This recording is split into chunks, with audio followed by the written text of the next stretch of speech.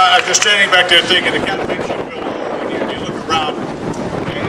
I played baseball and things like that with Jimmy Barnes growing up. Grew up with Roger Barger over here. Grew up with a lot of you folks out there. And then I started looking around and Jimmy Barnes, entire family, his daddy, and the whole thing. But this next young man, I want to introduce to you. I've known him since he's about 5 or 6 years old. I knew his grandfather probably for 40 years. And you all won't remember who his grandfather was unless I tell you. His grandfather was the first voice of the University of Kentucky Wildcats. His name was J.B. Faulkner. He was a man who went on to run Keeneland Racetrack, and then he went into the Thoroughbred Breeding Association. J.B. Faulkner was an outstanding man. But this young man has grown up to be a lot like his grandfather. Or perhaps his great uncle, who was Frank Faulkner, who all those old guys who remember, who was the weatherman on Channel 27 years and years ago. His father is a lawyer. It's just an outstanding family, all told. Well, let me say this to you. There are a lot of reasons, and I won't stand here to go through why you should elect and send to Washington this young man. One of the reasons is, and I think we would all agree in this crowd, that perhaps the most progressive district around us has been the Hal Rogers district down to the 5th. Well, the way things are going, if you elect this young man, he'll have a vote to make Hal Rogers chairman of the very powerful Appropriations Committee. That would be one reason right there you should vote for him. He's a very honest young man. He's a man that is beyond questioning if you knew him. I worked with him in Frankfurt. And the best thing I can say about Ben Chandler, you are one of the biggest liars I have ever known. Right. Ever. You don't know the truth to walk up and slap you in the face. I will say to you, Ben Chandler, what I said to you when you ran against Ernie Fletcher. If you have one bit of dignity inside of you, when you go to that poll at the Vista Church to vote on election day, you'll walk in and tell the entire family, pull the lever for Andy Barr to be your next congressman in the 6th Congressional District. Andy Barr.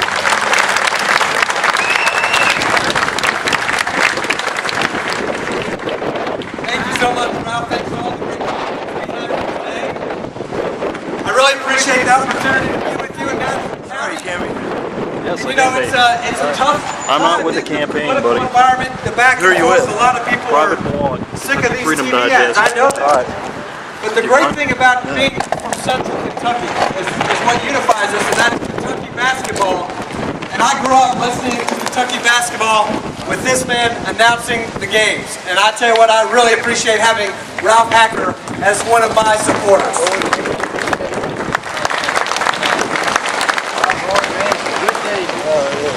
We're running for Congress because we believe that Washington is in trouble, that our country's in trouble. Are you with the campaign? We are not facing mere challenges. We are facing a national emergency.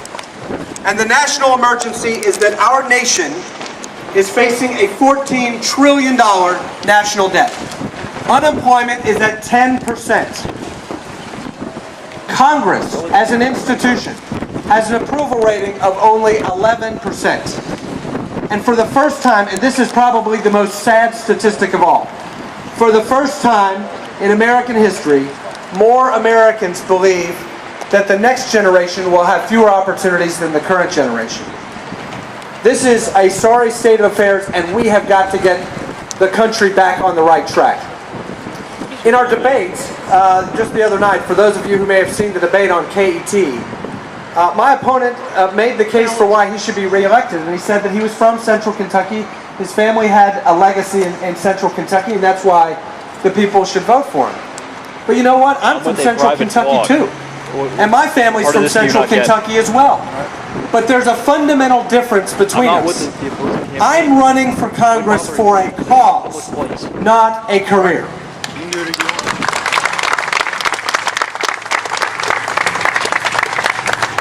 And that cause is to save America from bankruptcy and to make Washington more accountable to the American people. What? And so, make sure you get the Andy Barr. And so over the next 7 days, I challenge each and every one of you to be part of a national movement, to be part of a national effort. And that national effort is to retire Nancy Pelosi as Speaker of the House.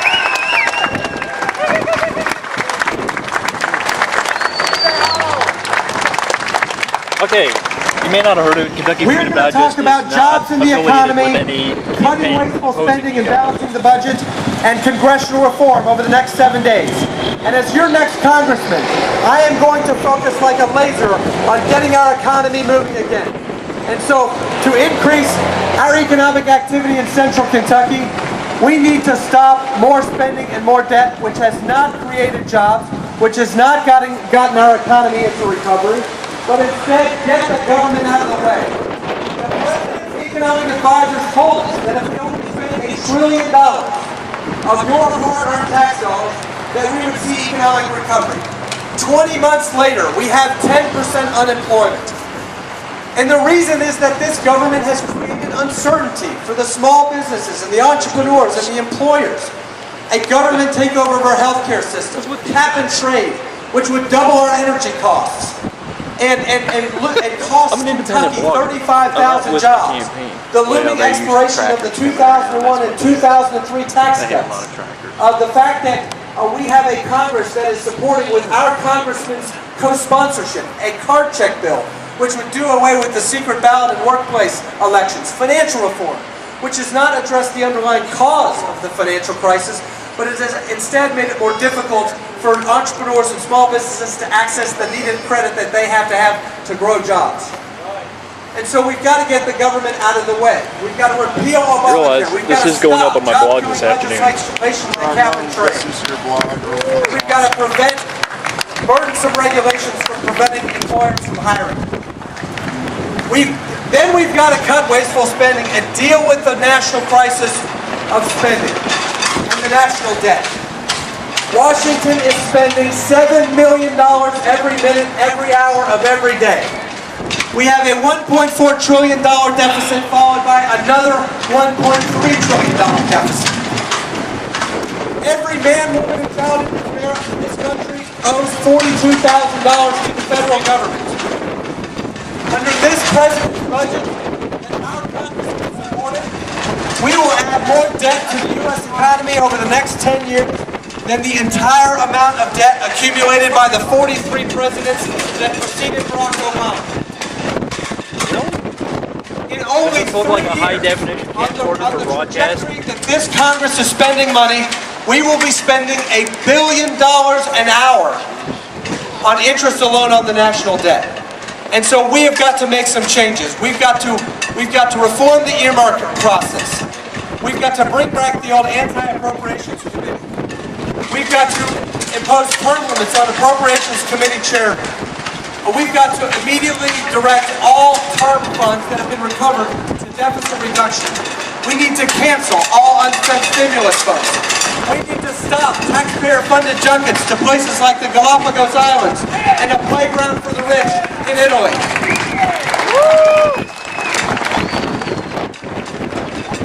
We need to cut wasteful government spending. And finally, we need to make Washington more accountable to the American people. The cap and trade bill that my opponent supported had a 300-page amendment tacked on in the middle of the night. You do, of course, realize that When our congressman voted for that bill, the clerk of the House of Representatives didn't even have an enrolled copy of the bill.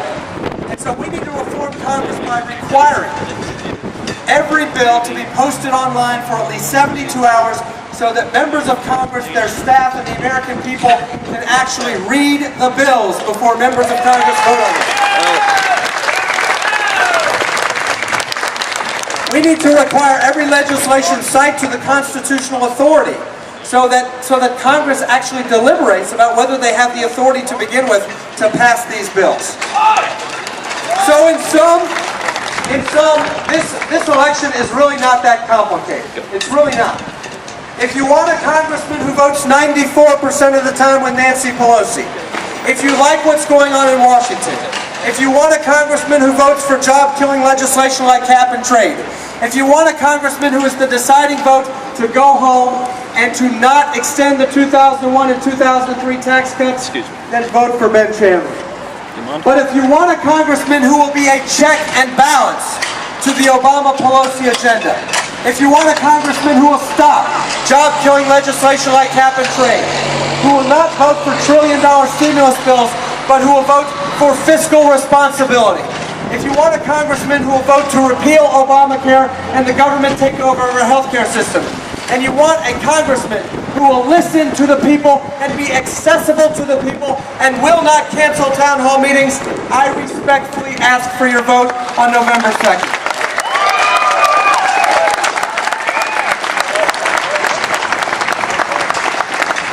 So I'll leave you with this. This race is close. The polls show a toss-up. Cook shows a toss-up. The New York Times show a toss-up. Every vote counts. So over the next 7 days, I want to challenge each and every one of you. Your country is counting on you. Your country is depending on what you do over the next 7 days. And if you want to retire Nancy Pelosi and send a message to the White House, work hard. Get out. Go door to door, make phone calls, tell your friends, tell your neighbors, tell your coworkers, talk to your friends at church, vote for conservative leadership, new leadership, leadership that will hold Washington accountable once and for all. Thank you, God bless you, and God bless the United States of America.